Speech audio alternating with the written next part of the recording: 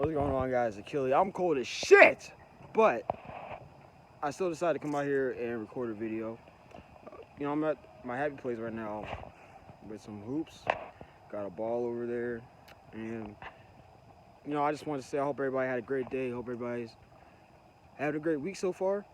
It's a short week so far, but nonetheless, every day is a new opportunity. Every week is a new opportunity, and every week is a lifetime. Every day is a lifetime. And I just felt like I just felt as though this is a great place to come out here, record, because quite frankly, I love basketball, love being on the court. This place has lights out here. It's 28 degrees out, but I've been out here for about an hour and a half. Honestly, I love to hoop, and there's nothing that can take me away from being out here to hoop. And I thought, since I'm out here, thought I would just share my story about basketball. Might as well. I didn't know what I was gonna talk about anyway, but figured might as well come out here and talk about some hoops or whatever. So first time I played basketball, I was about 7. It was like 6 or 7. Yeah, it was probably 6 and 7. I don't remember when I signed up. I played for the Winslow Eagles, a little pee-wee team around here, and mind you, I live in South Jersey. I live right next to Philadelphia, so Eagles. We only lost one game that season, and it was a great season because we won the championship. We only lost one game that season. I had no use. I had no true use on that team. I had no true use being on there because I'm around a bunch of teenagers and now I'm a fucking first grader. I'm a first grader, and being little, I didn't understand the passion of hoops. I didn't understand. Hold on one second. I don't know who the fuck told me to not put a glove on or something, because I'm bugging. Hold on. Sorry about that. Alright. One second, guys. Hands are freezing. So, yeah, let me multitask. So, yeah, that happened, and, it was difficult. I've always been a competitive person. Always been a highly competitive person. It's only gotten more competitive. I've only been more competitive. More I've grown. Oh God, I feel so better. All right. And the second season I played, I decided to play. And second season I played.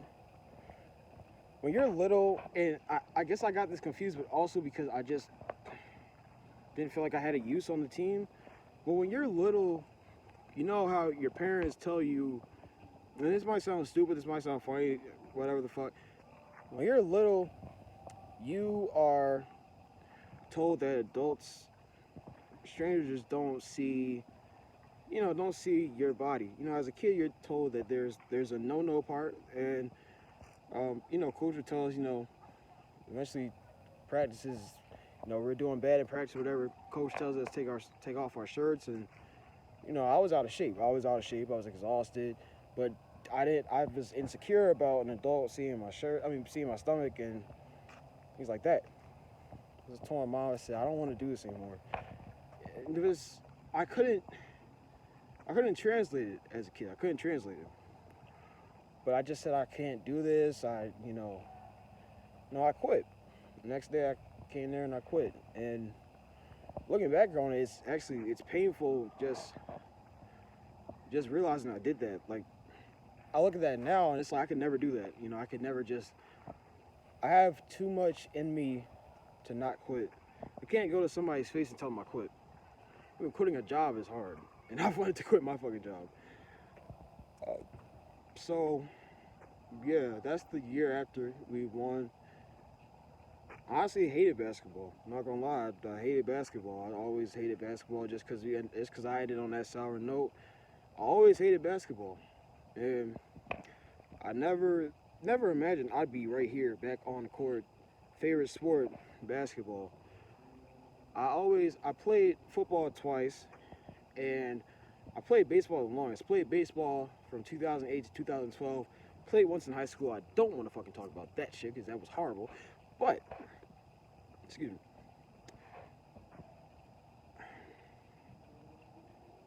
2016. Well, a little before 2016, I be with my boys. I be with my boys, and they would, they love to hoop. I go out with them. Of course, I can't fucking do anything on the court. And you play basketball in gym at school, but there's no true story with that. So yeah, 2016. So 2016, I remember I was getting help from my depression, and also I was trying to find a passion, and quite frankly, I gravitated towards sports. I mean, I've always gravitated towards sports. I just got into writing also.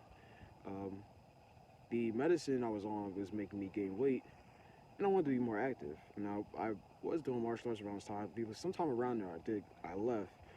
However, nonetheless, I decided going to the park, and I decided to hoop. And this is the day that changed everything. This is the day of how I got to just being back on this court and having a love for basketball that I never imagined I would have. So this day, I believe it's March. I believe it's March. It was a warm day. It's March. Nice, overcast, nice breeze, and I'm shooting around. Got the other guys on the other side playing, and one guy comes up to me and said, "You want to do a one-on-one?" He said, "Yeah." Now, mind you, I don't truly know the rules of basketball. Around this point of time, I was mainly into football, a little bit into baseball. I kind of paid attention to basketball here, and I knew a couple players. Um, but moving on, playing one-on-one, I got trashed, fucking trash.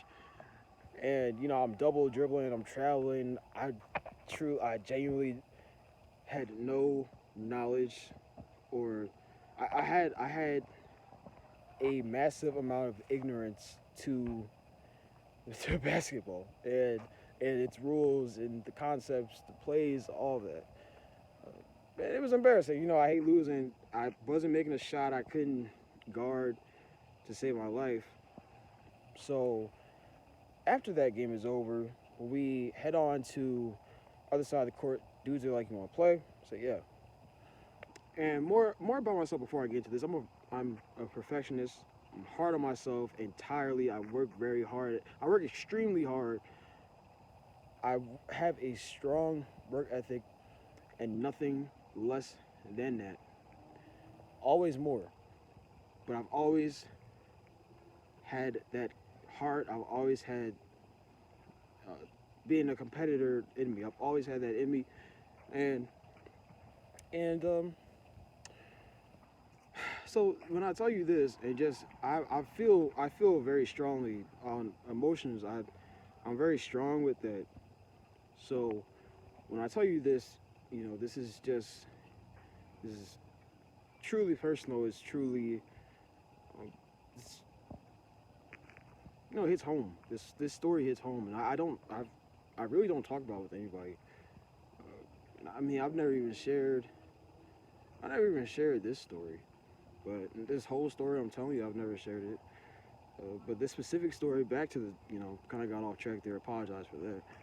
Um, we're playing, like I said, ignorant to the game, zero lack of IQ to the game, all of that.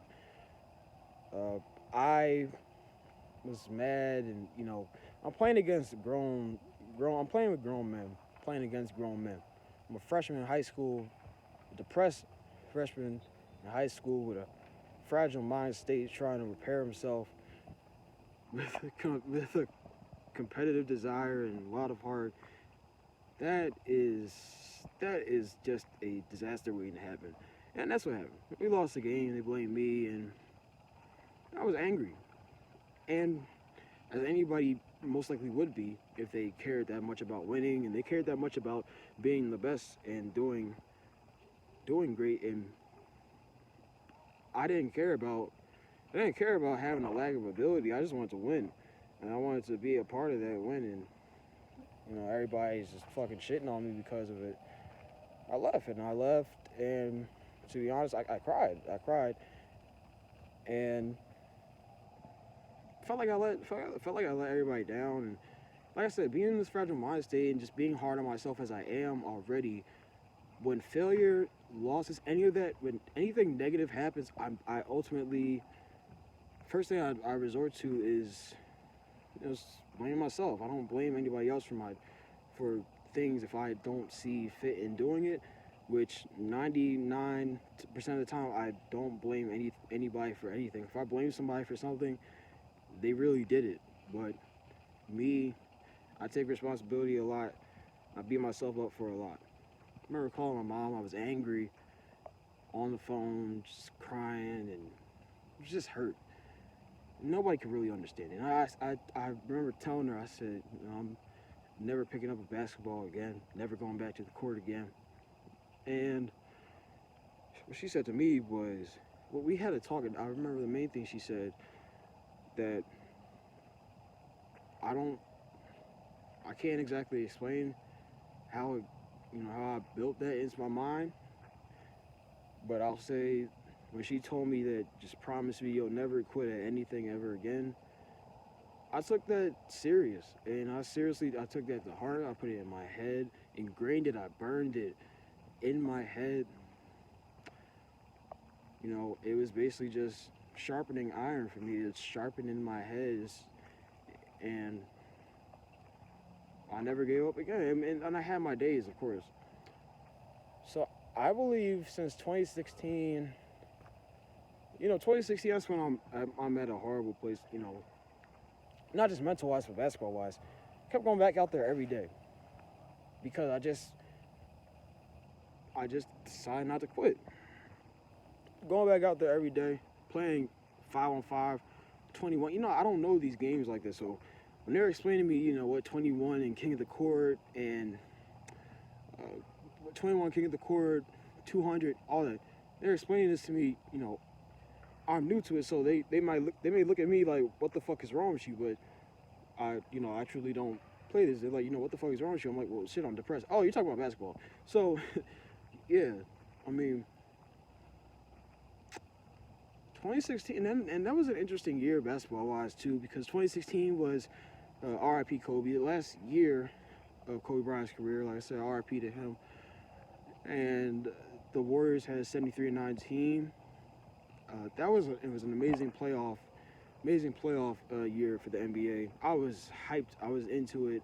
It was amazing. And that's just another reason why I wasn't into basketball, because the Sixers were tumultuous. They were horrendous and horrifyingly bad. So horrifyingly egregious, I should say. It was just awful.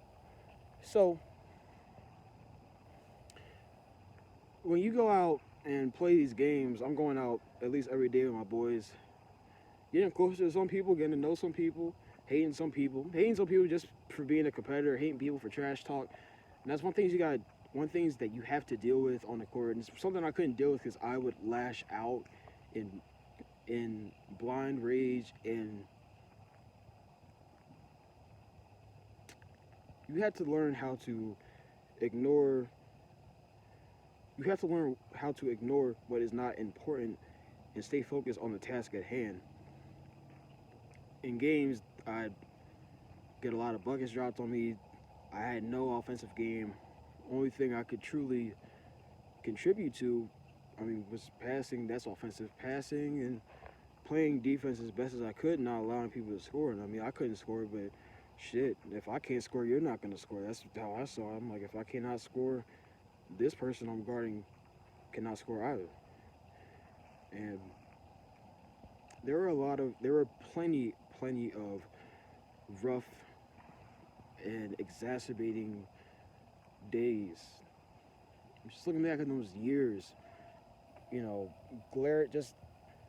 glaringly, I was glaringly suffering, putting in so much energy into this, and nobody could understand. Parents, family couldn't understand why I was so serious, why I was so serious about doing this. And somewhere in me, I developed a love for basketball.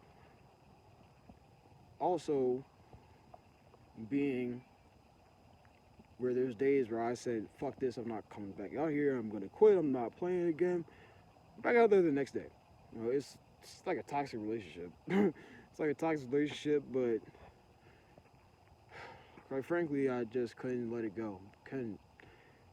So, and I played with highly competitive people. The only difference between me being highly competitive and them being highly competitive is they had talent. They've been playing this game since they were kids.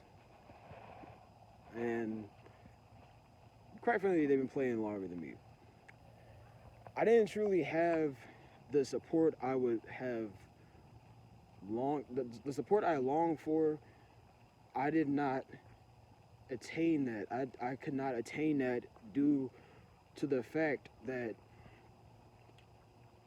people around me, parents, whatever, was just as, you know, it's just it's not that serious. Like, it's not that serious. You haven't played that long, or you're just not good. You just never will be. And I mean, it hurt. It hurt, and yet I still went out there every day. I questioned myself, like, why the fuck am I still going out here? Why the fuck am I still doing this? Why am I putting myself through this? Just when the losses came, just being at the park when the losses came, there were days I would just sit and watch. I just want to watch, but a part of me did want to play. If people would get mad at me for just watching and not playing, and people called me things and said things, I was not gonna lie. I genuinely was horrified to step on the court and play, because my confidence and my self-esteem was beyond fragile. One thing and I'm shattered. One thing said to me, I'm lashing out in rage. There were days where I would lose on a one-on-one, a 21. I'd be lashing out. I'm screaming. I'm cursing. I'm just having extreme mental breakdown. But that's only because I care so much. And quite frankly, basketball is the only thing I truly had. The only thing I truly had that was here, that I could go to every day, and it's right there. I could come to this court. It's here every day. Court doesn't leave me. Friends leave me. My ideas of family and friends leave me.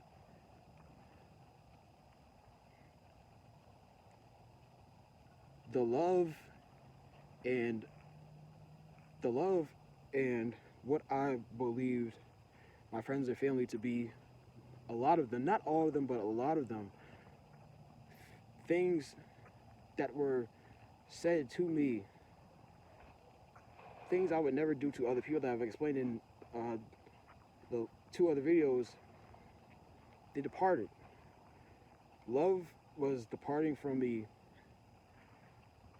from people I thought I loved and I was under the assumption that they loved me in the way that they would not hurt me the way they did, and I was wrong. Yet, and I know they would be there for me. My parents know they would be there for me. I refused to accept the pain and love at the same time, and I would choose anger, and I'd be angry. So, but the court, and as angry as the court made me, I had more faith in the court than I did people. I had more faith in a basketball. I had way more faith in this than any person in the world. More than my therapist at the time, more than my mother, more than my father. You gotta remember, I lost my favorite person, my most special person ever in 2014 A lot of my friends, my great friends, busy with school, busy with life, don't have time for other things, or just quite frankly decided not to make time for me. And I always had this to, ooh, always had this right next to me. I always had this court every day to come out here and ooh, sorry. This is emotional. I never went this deep. But I always had this court and any court and a ball and just give myself time to work. I always had YouTube. I was heavily in love with Kobe Bryant and his mind. I was in love with his play style, his confidence, his work ethic. I was in love with that, and I didn't have anything to be in love with. The only thing I received from people was pain. I never received anything consistently to better me. And doing what I could to not put my faith within people. I came out every day to hoop no matter what. Every day I said I would quit. But I came out here every day. I came out here every day to hoop, to play, to win, because I made a promise that I would never quit. And I told myself I would never quit. I told my mother I would never quit. And so I would come out here every day. And even on my worst days where I'm just sitting in anger, and I refuse to play again. I refuse to play again. I refuse to step back on the court. I didn't care what anybody was calling me. I want to fight, all that. I would come back every day. And so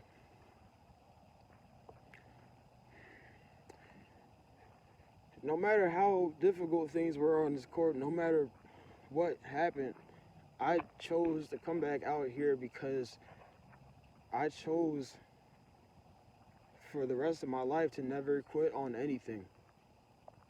And maybe that's why I haven't done certain things, put an end to certain things, because I chose not to give up. I remember there was this one day I airballed like 80, and I kid you not when I say this, and I do not stutter when I say this, I airballed at least 90 times this one day. I do not stutter when I say that.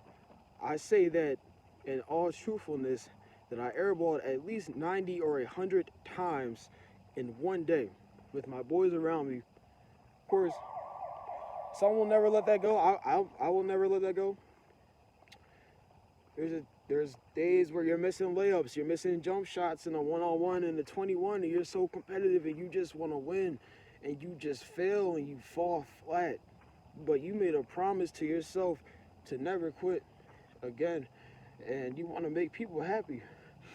And you want to make people happy, and you want to keep coming back out here, and you want to, because you ain't got nothing, you don't have people for real, and you want to keep coming back out here. You want to keep trying to succeed. And the only thing you got is a basketball. That was the only thing I had. That was the only thing I had that was for me, that was with me. Every day was a basketball. I could go right to the park.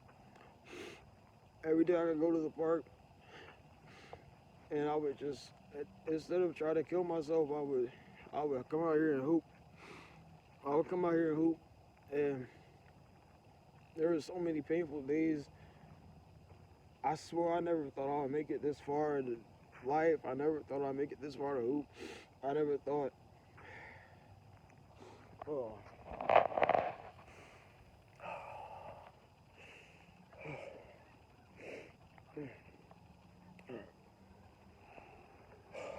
Alright, I'm sorry about that. I don't like crying on camera. Sorry about that. But there's so many painful things that have happened on the court, off the court. But I gravitated towards the court. I gravitated towards the court in order to make myself happy, in order to fulfill my promise that I never give up ever again. I made that promise for somebody very special. When I say I wasn't just for my mother, when I told her that, I made that for Miss Mary, the most special person to me. I made that for her. I went my senior year. I went to try out for the basketball team. Unfortunately, I was out of shape. I barely made it into the practice. I'm the first one. I made at least 15 minutes or 20 minutes, but I had to go sit down. I had to rest in the nurse's office because I was just so out of shape. I'm sitting there and plenty of thoughts racing through my head. Plenty of thoughts. And I felt so ashamed. I felt embarrassed. Gradually along the years, I have gotten better. And that day I'm always going to remember that day just because it was such a flop, but also as motivation. And it's, being hard on myself, and just telling my parents, like telling them what happened, just like, oh, well, what's next? I couldn't think about what's next. I'm still stuck on that because, unfortunately, for me being so hard on myself, I remember every failure, just about every failure in my life. That really means a lot to me, that I've really beat myself over about. So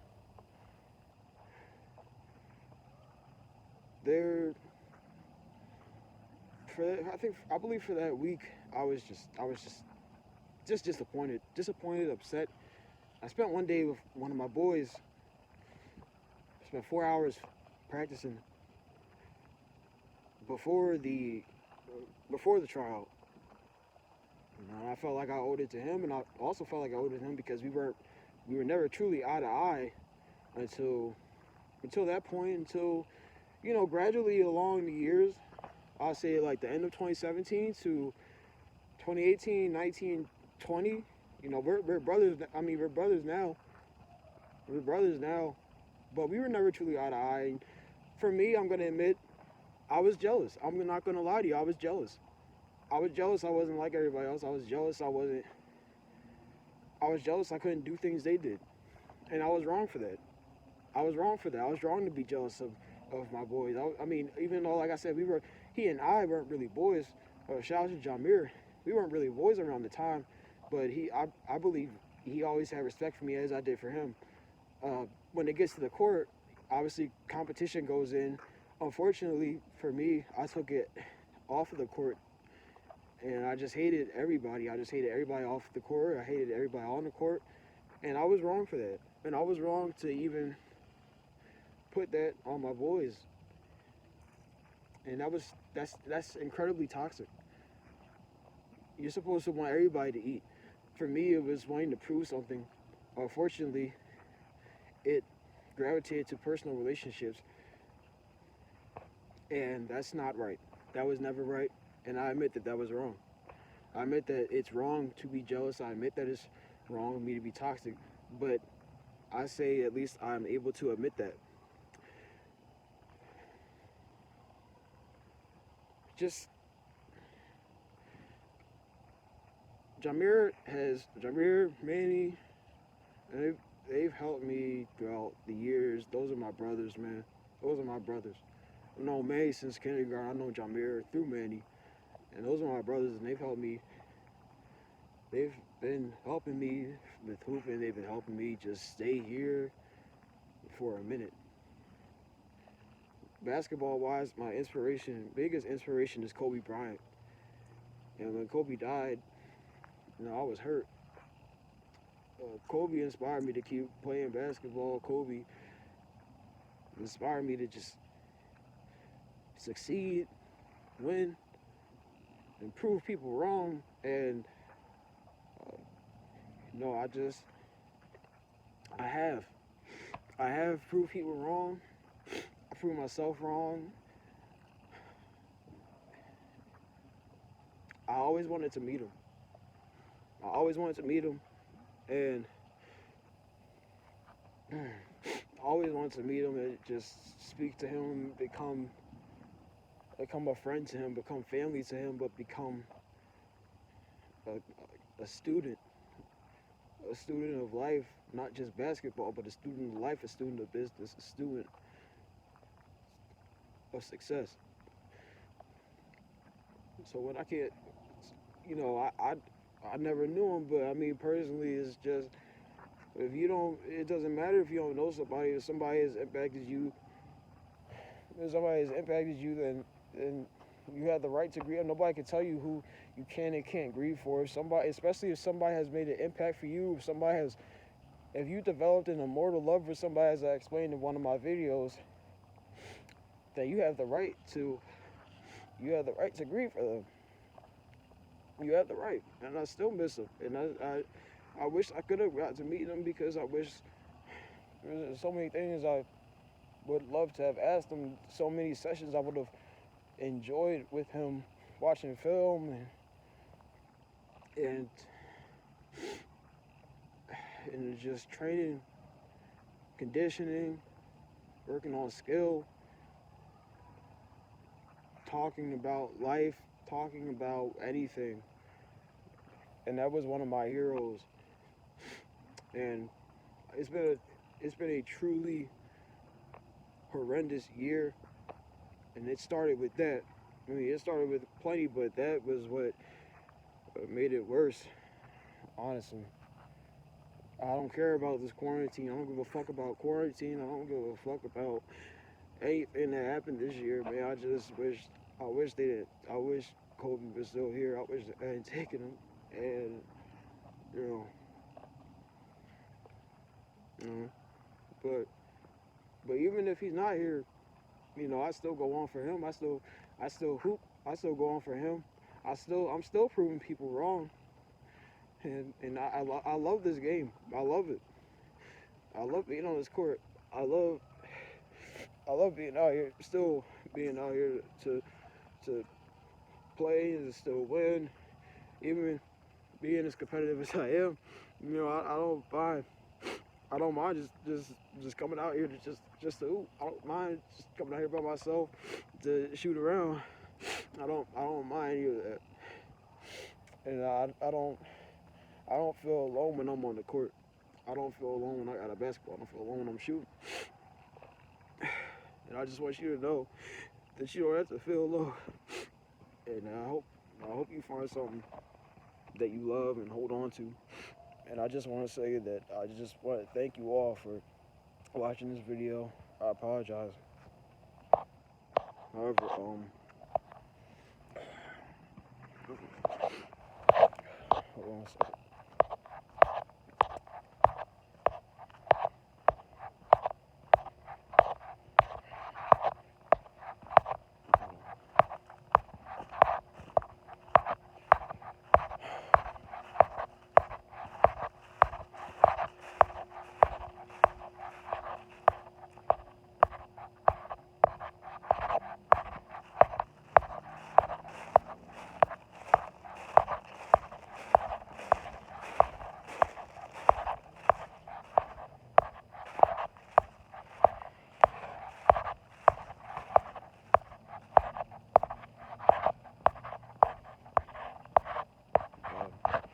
Sorry, apologize for that. Just didn't want to be near anybody. Just trying to record this video on private.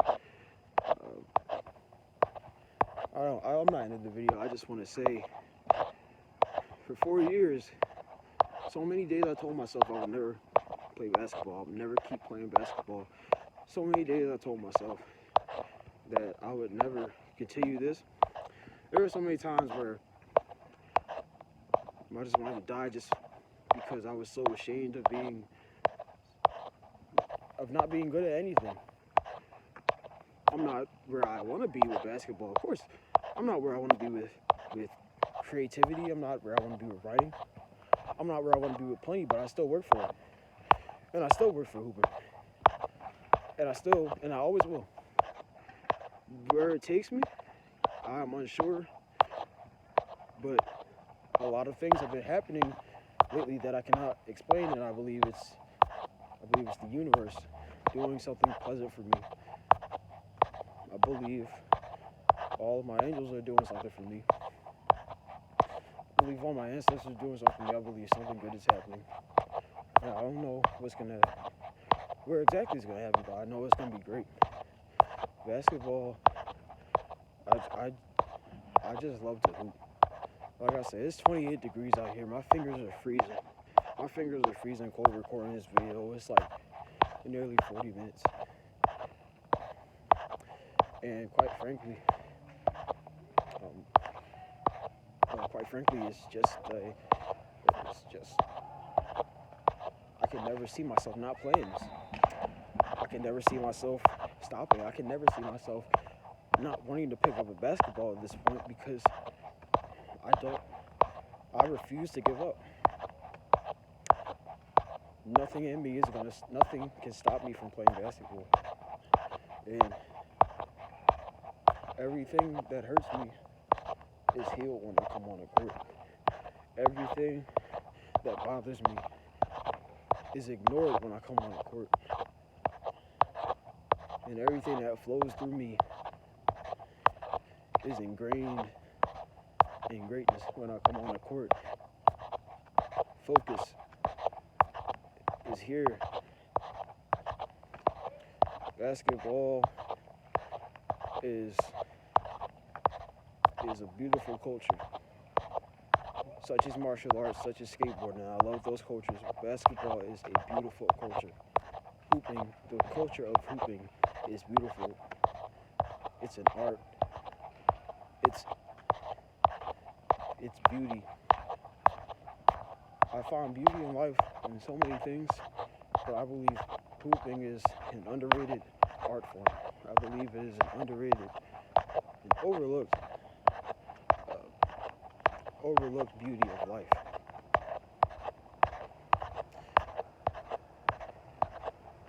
And I apologize for getting so emotional during this video. It's never my intention. I'm not the type of person who enjoys crying on camera or having people see my tears and attempt to feel pity for me. That's not my thing. As I said, this is a story I've never admitted to anybody. A story I've never even told to anybody. And that's whatever. As I said, I apologize for that. I don't like people seeing me do that. I don't like anybody seeing me do that. I don't want anybody feeling bad for me. I hope none of you feel bad for me. Because there's nothing to feel bad about. It's something to feel glad. It's something to feel glad about. It's nothing to feel bad about. Just something to feel glad about. And I just want to say thank you to everybody who is watching this video. As I said, I don't know where basketball takes me. I don't know where music. I don't know where writing. I don't know where my creativity will take me. I just know that it will be up, and it will take me to amazing things. And you always have to do what is necessary to find that. You just have to find a love that you have in life that you're not sure where it's going to take you, but you know it will take you up. And you have to realize there's nothing that will take you down. Once you're up, you can't go down. There's no possible way you can go down. It doesn't matter how hard you hit rock bottom mentally. When one thing is out of place, when your mental is out of place,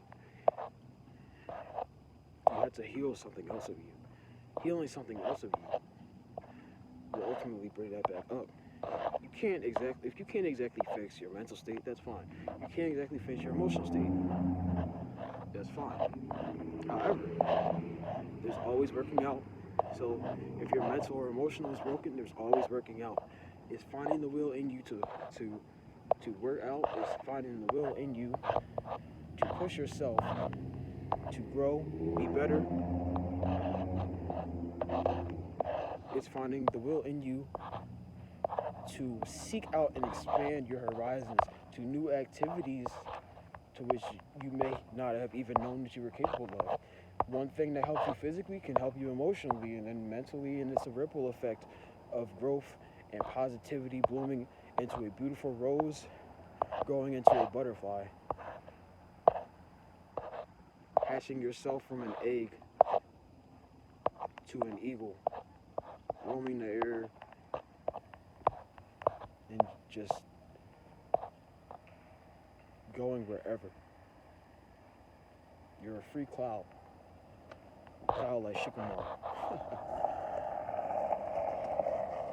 And I just want to say I hope everybody has a great night.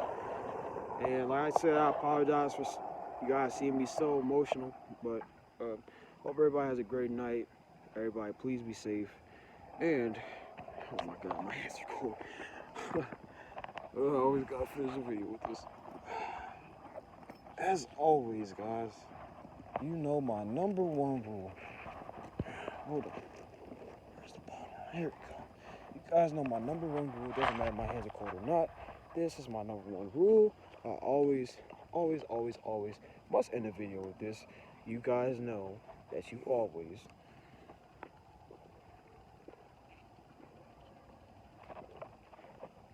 must drink some water.